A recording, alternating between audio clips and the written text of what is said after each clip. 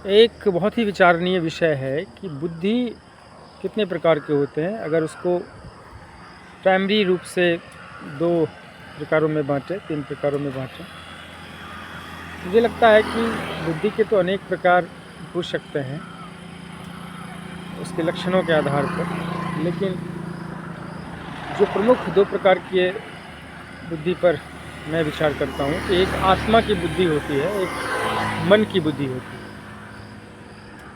सामने पुलिस की गाड़ी जा रही है तो इसी पर एक उदाहरण देते हैं कि इसमें अगर कोई महिला पुलिस हो या पुरुष पुलिस हो तो वो अपनी वर्दी के दम पर किसी को धौंस दिखाकर कुछ रुपये उससे ऐंठ सकती है। क्षमता है उस वर्दी में इतना, किसी पर भी कोई आरोप सिद्ध कर दे और पैसा ऐंठ ले। तो मन की बुद्धि कहेगा कि तुरंत लाभ होगा, पैसे की तुरंत जो है सो आमदनी हो जाएगी। लेकिन अगर आत्मा की बुद्धि विचार करेगी तो आत्मा की बुद्धि आपको यह विचार देगी कि इस प्रकार से धन कमाना उचित नहीं है और ऐसा धन टिकता नहीं है और ऐसे में आप कभी फंस सकते हैं, बर्बाद हो सकते हैं। तो जो आत्मा की बुद्धि है ना, वो परम चैतन्य है।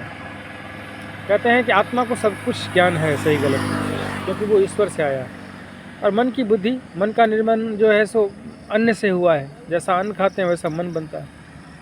तो मन की बुद्धि में दोष हो सकता है, मन की बुद्धि अच्छी भी हो सकती है और दोष भी हो सकता है, लेकिन आत्मा की बुद्धि में कोई दोष नहीं होता।